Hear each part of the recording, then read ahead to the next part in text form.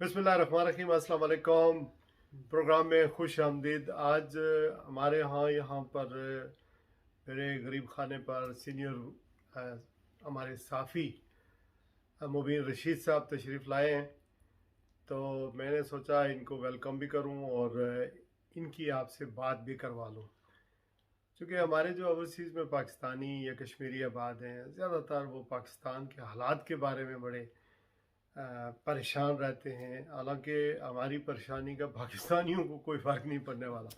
आप जो मर्ज़ी कर लें, वहाँ कुछ बदलने वाला नहीं है। उम्मीद की जा सकती है। इमरान खान साहब ने एक उम्मीद दिलाई थी लोगों को, और जब भी कहीं भी ट्रैवल करें, ये भी दुनिया भर में घूमते हैं, ट्रैवल करते हैं और लोगों से मिलते हैं, इंट्रैक्शन करते हैं। बेसिकली लाहौर से ताल्लुक़ है, और आजकल ज़ाहिर है सहाफ़त में अपना एक चैनल उन्होंने 5 साल A1 के नाम से चलाया।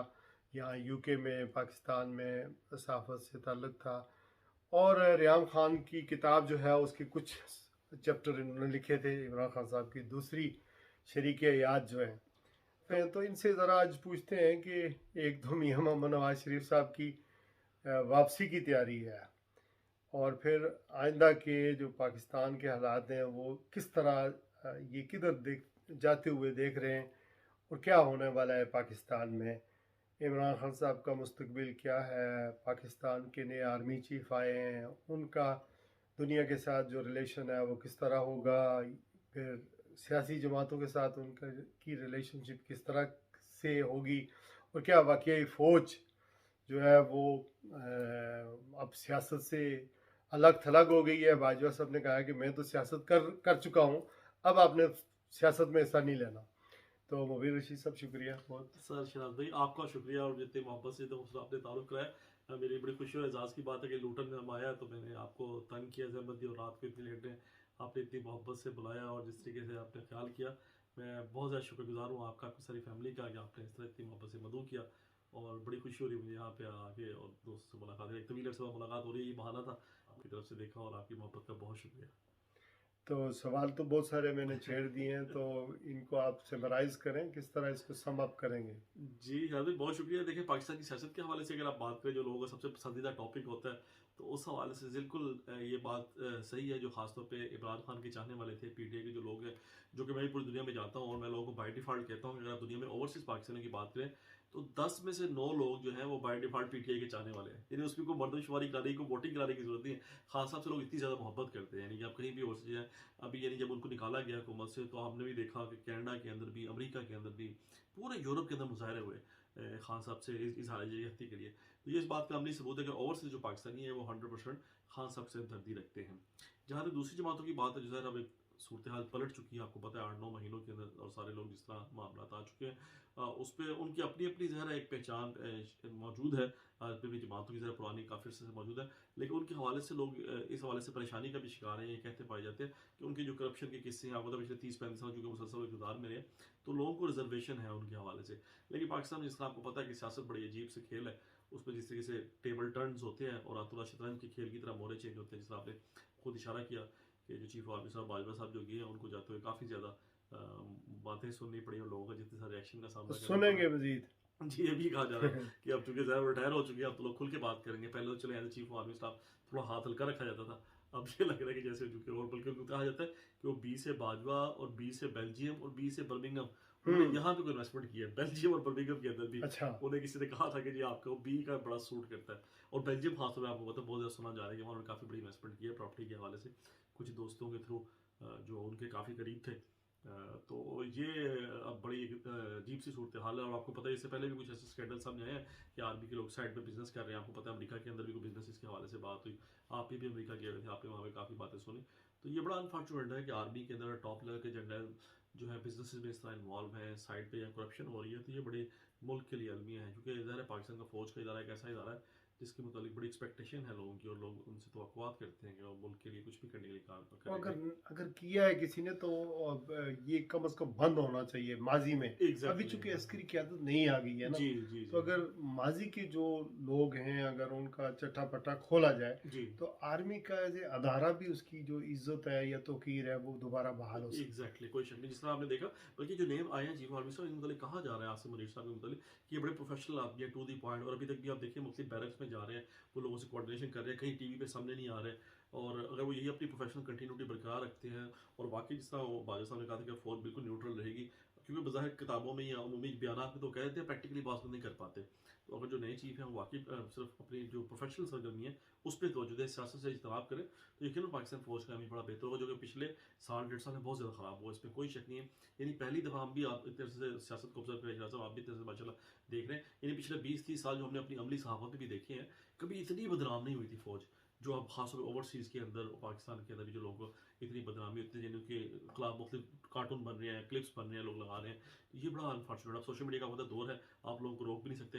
पहले तो आप तो अखबार टीवी पे पाबंदी लगा देते, अब तो लोग यूट्यूब पे बैठ के आप मतलब वहाँ पे लोग तजिया कर देते हैं, तो उससे अनफॉर्चुनेटली पूरे मुल्क का इमेज बड़ा ख़राब हो रहा था। और अब उम्मीद की जानी चाहिए कि इंशाल्लाह हालात और चीज़ें बेहतर होंगी, और प्रोफेशनली अगर चलाएं, पाकिस्तान में जेन्युइन डेवलपमेंट हो, तो अल्लाह ताला हमारे मुल्क पे रहम करे, आपने हम कहा कि इमरान खान की जो ओवरसीज में जो लोग उनको 9 आदमी आउट ऑफ 10 जी जी पसंद करते हैं, तो ये हमारी आर्मी के अंदर भी और हमारे कौम के अंदर भी तो यही रेशो हो जी सकता है कि आप कैसे इसको कैसे जी। देखें। देखिए 6 सीटों पे जीत जाना पूरे पाकिस्तान में, इलेक्शन में खड़ा होना, इमरान खान का अकेले ही 6 सीटों पे इकट्ठे खड़ा होना, सेम टाइम के ऊपर जीत जाना, तो ये वाकई इस पर कोई शक नहीं है कि उनकी पाकिस्तान में मकबूलियत अपनी इंतहा पे है। खासतौर पर जब इकतदार से अलग हुए थे, उस टाइम लोगों का ख्याल था कि शायद अब उनकी मकबूलियत में कमी आ जाएगी या फ़र्क आएगा, लेकिन उन्होंने जिस तरीके से उस हाइप को बरकरार रखा, यानी जो एंटी अमेरिका जो एलिमेंट था उसको भी उन्होंने साथ हाईलाइट किया, और अपने बयान के अंदर बड़े पोलिटिकल अंदाज के माशाल्लाह खास सब चीज़ों को जिस तरह आगे लेके बढ़े, दिस इज़ अमेजिंग। यानी कि ये तो नहीं की जाती थी कि खास तो जब 4 साल आप इंतजार में रहे पाकिस्तान में, तो हमें पता रवायत ऐसी है कि लोग शुक्र करते हैं, मिठाइयाँ बांटते हैं, but it's other way around कि खान साहब ने मुसलसल अपनी मकबूलियत को बरकरार रखा, और फिर भी सीटों पे कामयाबी हासिल की है। अभी तो उनको उलझाया जा रहा है, यानी केस जो हैं वो भी खोले जा रहे हैं, दूसरी तरफ से अपने केस ख़त्म किए जा रहे हैं, जी इलेक्शन को डिले किया जाने की कोशिश कर रहे हैं, नवाज शरीफ की आमद की खबरें और माहौल बनाया जा रहा है। तो ये सारा मकसद तो यही है कि उनकी पॉपुलैरिटी को फिजल आउट किया जाए, किसी जी तरह से ख़त्म किया जाए। जी तो आप समझते हैं कि ये कर पाएंगे, क्योंकि वक्त तो ज़ाहिर है अगर आर्मी न्यूट्रल हो जाती है तो ये जो इतने सारे लगे हुए हैं इस वक्त हुकूमत के अंदर जितनी जमातें हैं, जी तो उनके बेहतरीन इंटरेस्ट में तो यही है कि लगे रहो, माल बनाते रहो, लेकिन एट द सेम टाइम हमारी इकानमी तो बहुत अफोर्ड नहीं कर सकती। तो जी जब इकानमी इस तरह की होगी तो हमारे माशी हालात जब ख़राब होते हैं सियासियत में इस्तेकाम की वजह से, जी तो हमारे जो दफाई अखराजात हैं उन जी पर भी असर पड़ेगा। IMF से डील नहीं होती ट्रू। और ये कुछ कर नहीं पा रहे हैं, तो क्या आप समझते हैं कि ये ज़्यादा प्रोलॉन्ग कर पाएंगे ये हुकूमत। नहीं, बड़ा इंपॉर्टेंट, बड़ा बुनियादी नुकते की तरफ शायद भी आपने इशारा किया। आप यकीन थे आज से कुछ अर्सा पहले हम ये बात करते कि पाकिस्तान यानी मुआशी इस्तेहकाम की तरफ जा रहा है, बड़ी तरक्की की तरफ जा रहा है, GDP ग्रोथ और हमारी होगी। अब आप देखिए वज़ीर ख़ज़ाना रोज़ ये बयान देते हैं कि पाकिस्तान डिफ़ॉल्ट नहीं करेगा या पाकिस्तान डिफ़ॉल्ट नहीं होने जा रहा, और जो एक्स वज़ीर ख़ज़ाना है वो ये कह रहे हैं कि नहीं जी डिफ़ॉल्ट हो रहा है। यानी जो पिछले वज़ीर ख़ज़ाना है उससे इनकी नहीं बन पा रही, जो इनकी अपनी गवर्नमेंट के मफ्ता इस्माइल, और आपने देखा होगा साठ डार साहब के कोई आर्गूमेंट्स हुए हैं चीज़ों के हवाले से, जो पिछले शौकत तरीन साहब होता खुल के कह रहे हैं कि पाकिस्तान के इस टाइम हालात बड़े ख़राब हैं। तो हम मुआशी तौर पर बड़े खौफनाक की तरफ जा रहे हैं, हमारे लोग मिसाल दे रहे हैं, यानी अफ्रीकन मालिक के साथ श्रीलंका के साथ मिसाल दे रहे हैं कि पाकिस्तान डिफॉल्ट, कोई रिजर्व नहीं है हमारे पास, डॉलर नहीं है, बार बार ये बात की जाए, जो आपको फॉरेन करेंसी चाहिए जिसकी वजह से आपने सर्वाइव करना होता है, वो आपके पास है ही नहीं। जब इन चीज़ों पर रिलाई करें तो फिर आप कैसे तो करते हैं कि मुल्क के हालात बेहतर होंगे। और मैं आपको अभी खौफनाक बात बताऊँ, चूँकि मैं थोड़े से इंटरनेशनल ट्रैवल करता हूँ, इमिग्रेशन से भी थोड़ा सा मेरा ताल्लुक है, इमिग्रेशन होता है कि इस साल के फिगर है 2022 जिसके दिसंबर के भी कुछ दिन बाकी हैं, कामरान खान साहब का यहाँ पे प्रोग्राम चलता है, उसी प्रोग्राम की बात बताई गई, कल के प्रोग्राम में बताया कि 7.5 लाख लोग सिर्फ इस एक साल के अंदर पाकिस्तान से बाहर गए हैं, पढ़े लिखे लोग बाहर गए हैं, यानी दुबई, सऊदी अरब, अफ्रीका, यूरोप, जहां वो जा सकते थे, जिस तरह उनका वीज़ा लगा वो बाहर निकल गए। एक साल में अगर 7.5 लोग पाकिस्तान से बाहर निकले, तो आप अंदाजा करिए कितना बड़ा ब्रेन ड्रेन हो रहा है पाकिस्तान के अंदर। तो ये सब लोग जो है इस साल में खासतौर पर बड़े परेशान हुए। वही जो आपने बात की खास आपकी गवर्नमेंट के हवाले से, वहीं से लोगों के अंदर पैनिक आया कि इस मुल्क में कोई स्टेबिलिटी नहीं है, कोई फ्यूचर का पता नहीं है, आगे हालात पे जा रहे हैं, इकॉनमी किधर जा रही है, प्रॉपर्टी के हालात आप देख लें पाकिस्तान बड़े तेजी से नीचे गिरे हैं। यानी हर हवाले से इसमें पाकिस्तान में एक सन्नाटा है, एक सकूत है, एक अजीब क़यामत की सी खामोशी है, जो बड़ा अनफॉर्चुनेट है कि ये 2022 जैसे कोहराम का साल था, एक क़यामत का साल था पाकिस्तान के अंदर। अल्लाह करे जल्द से जल्द इलेक्शन हो 2023 के अंदर, कुछ स्टेबिलिटी है, जो भी है, जमहूरियत के ज़रिए है, फ़ौजी है, सदारती निज़ाम है, जो पार्लियामेंट निज़ाम है, लेकिन एटलीस्ट स्टेबिलिटी हो और ऐसे जेन्युइन और सिंसियर लोग मुल्क के अंदर इक़्तिदार के अंदर हैं जो वाक़ई कुछ डिलीवर करें, उस कौम का भला करें। 25 करोड़ की आबादी हो गई है हमारी, बहुत बड़ी आबादी है, दुनिया की 250 मिलियन की पॉपुलेशन है। इन लोगों को इस्तेमाल करें। चाइना हमारे साथ मौजूद है, बांग्लादेश की मिसाल ले लें हिराज भाई, आपके सामने है। हम ठीक। मईशत पे बात करें, हम 2% उनको कहते हैं कि 2% के लोग हैं, उन्होंने साबित कर दिया कि हमारा 1% आपके जो 2 रुपए के बराबर अब कर दिया उन्होंने, उस 2-2 टके को उन्होंने साबित करके चेंज कर ठीक। दिया। सो ये बड़ा अनफॉर्चुनेट है। अब हम बात करते हैं बांग्लादेश आज़ादी 97 में हमारे से टूटा, हमसे आज़ाद हुए, जिस तरह भी आप उनको कह लें, तो उन्होंने कहाँ तरक्की कर ली, जबकि हम तो 47 से मौजूद है। लेकिन हमें चूंकि मुखलिस याद नहीं मिली, डायरेक्शन नहीं है, विजन नहीं है, उसकी आज हम सब सजा भुगत रहे हैं। वो दूर से दूर होते चले जा रहे हैं। एग्जैक्टली, यानी असल जो टारगेट से हम दूर होते जा रहे हैं। हाँ, जैसे करीब होना चाहिए था, हम्म, हम अपनी मंजिल से दूर होते और हैं। सियासी गंद भी है, पोलराइजेशन भी है, जी सियासियत में इस्तेकाम अपनी जाए, मैशत हमारी तबाह हो रही है। जी और साथ में इल्ज़ाम दे रहे हैं कि जी पिछली हुकूमत ने ये किया था, हमने नहीं किया था। भाई इमरान खान साहब हुकूमत में नहीं है, उन्होंने जो कुछ किया था चलो उनको रहने दें। आप 10 महीने हो गए, आपने क्या किया? क्या किया, सही और बात आपने अगर कुछ करना होता, मैशत ठीक करनी होती तो आप दुनिया से कर्जे मांगें, IMF से मुज़ाकरात करें, आपको कर्जे मिले हैं या मैशत को संभालें या महंगाई को कम करें। जलसे होते हैं और एक दूसरे की तारीफ़ की जाती है, अवाम के बारे में एक बात भी नहीं होती। तो और ये कहा जाता है कि पीपल्स पार्टी वाले कहते हैं जी मियाँ नवाज शरीफ साहब या शहबाज शरीफ साहब बहुत अच्छे हैं, और मियाँ शहबाज शरीफ साहब कहीं तकरीर कर रहे होते हैं तो वज़ीर आला सिंध की तारीफ़ कर रहे होते हैं, या आसफ अली ज़रदारी साहब की तारीफ़ कर रहे होते हैं, या मौलाना इनकी तारीफ़ कर रहे होते हैं। और सारे जो हैं चूँकि सबके इंटरेस्ट एक जगह पर हैं, जी और अनफॉर्चुनेटली आवाम का इंटरेस्ट इसी में है कि इलेक्शन हो और मुल्क जो है तरक्की करे। ये इमरान खान ये लोग सारे चले जाएंगे, ये मुल्क तो इसने इधर ही रहना है। और अगर ये माशी तौर पर इस तरह बदहाल हो जाएगा, डिफ़ॉल्ट कर जाएगा, टेक्निकली वी जी are actually exactly, on the edge of और the brink of the default. Very very चूँकि लोग पैसे बाहर निकालें, आपने कहा ना अफरादी कुव्वत बाहर जा रही है, जी बल्कि बिजनेसमैन बाहर जी, पैसा पैसा जो बाहर है निकाल बाहर रहे हैं, निकाल रहे ऐसे हैं। ही और जो बाहर से पैसा इन्वेस्ट कर रहे थे ओवरसीज जो पाकिस्तानी है, जी उनका एतमाद जो है मनफी फोर्स तक चला गया कि वो वहाँ पर इन्वेस्टमेंट नहीं इन्वेस्ट कर करते। रहे और हैं, जो ओवरसीज पाकिस्तान की मैशत चलाते हैं, जी उन्होंने अपना पैसा पाकिस्तान भेजना जो है वो बंद कर दिया। तो किस तरह मुल्क सर्वाइव करेगा? सही तो बात मेरे ख्याल में समो फौजी क़यादत जो नई आई है, अस्करी क़यादत आई है, उन पर एक भारी जिम्मेदारी होती है कि ठीक है आप पलोटी कर रहे हैं, लेकिन ये जितने हुक्मरान हैं, ये सियासतदान हैं, ये सारे कभी भी इक्वली एक दूसरे को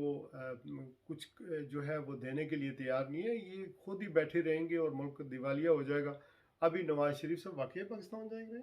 हाँ हाँ, शराब भी लग तो रहा है, जिस तरह आप तैयारी कर रहे हैं। वो तो हम्म, पहले दिसंबर की डेट कह रहे थे, लेकिन अब शायद जनवरी में चली गई बात। असल में इलेक्शन से पहले उनका जाना इसलिए भी ज़रूरी है कि पार्टी के अंदर जो थोड़ी सी कहते हैं ना जान डालनी है, थोड़ा सा वाइब क्रिएट करनी है। क्योंकि आपको पता है उस्ताद शहबाज साहब को तो उन्होंने कभी भी आगे नहीं आने दिया, बेशक वो प्राइम मिनिस्टर बन चुके हुए हैं। हमजा शहबाज के वाले से भी आपको पता उनकी कुछ रिजर्वेशन है। मरियम है, या वो खुद, और मरियम भी आपको पता है आजकल इधर ही आए हुए हैं, यूके के अंदर है। तो अब ज़रा दोनों पाकिस्तान जाते हैं, थोड़ा सा मोमेंटम बनाते हैं, लोगों को इकट्ठा जलसे वगैरह करते हैं, तो ये तो अदालत 3-4 बंद नहीं महीने करनी चाहिए, फिर इसको ताला लग जाना चाहिए, क्योंकि ये तो फैसला ये अदालतों ने किया हुआ जी है कि ना। ताहियात उन्होंने नहीं किया नायाद हुआ है। नायल हैं, जी भागे हुए हैं, अभी ये कह रहे हैं कि जेल में ना जाना, मुझे जाना पड़े, जी इमरान खान को भी गिरफ्तार कर दो मेरे जाने से पहले, जी जी और जी शर्तें बनवा रहे हैं। हाँ जी हाँ तो जी फिर हाँ। अदालत तो होनी ही नहीं चाहिए, तो फिर क्या फ़ायदा हुआ? बस आपको तो पाकिस्तान में 70 सालों में यही हुआ शराबी, इसलिए तो मुल्क के हम हम्म, जो हालात की बात करें, अलबिया की बात करें, ये उसी तरफ मामला जा रहे हैं। बस अल्लाह ताला पाकिस्तान के लिए बेहतर करे जो भी चीज़ें होने जा रही हैं, और उसके नतीजे में हम बस दुआ को ही अपने मुल्क के लिए। आपको तो पता नहीं, जब हम बात करते हैं ओवरसीज बंदा खासतौर पर परदेश पे रह के, तो यही परेशानी और दुआ करता है कि कैसे हालात बेहतर हो सकते हैं, और हम सब मुबीर भाई उसके हमारा लिए दुआ। प्रोग्राम हो गया है लंबा, इस पर हम ले लेते हैं इजाज़त अपने नाजरीन और सामीन बहुत से। शुक्रिया, आपका बहुत शुक्रिया कि आपका आपने शुक्रिया सर। अपना भरपूर इनपुट दिया। और लेट्स सी, जैसे कि आपने कहा कि पाकिस्तान को हम किधर लेके जाते हैं, ये कौम के हाथों में है, अफराद के हाथों में है, कौम की तकदीर। तकदीर जी, एग्जैक्टली, फर्द है, तो मतलब हाँ, ये है हमने इस मुल्क के इंटरेस्ट को देखना है। ये नवाज शरीफ साहब या किसी दूसरे का या जरदारी साहब का, उन्होंने अपने नाम नहीं लिखा हुआ अपनी मलकियत में, अपने वालिद ने उनको लिख के नहीं दिया ये मेरा और आपका मुल्क है। इस पर हमारा भी इतना ही हक है जितना किसी दूसरे का है। अपना अपने गिरद नवागे के लोगों का ख्याल रखिएगा। इंशाल्लाह नेक्स्ट वीलॉग के साथ आपके साथ हाज़िर हो जाएंगे। अस्सलाम वालेकुम वरहमतुल्लाहि वबरकातुहू।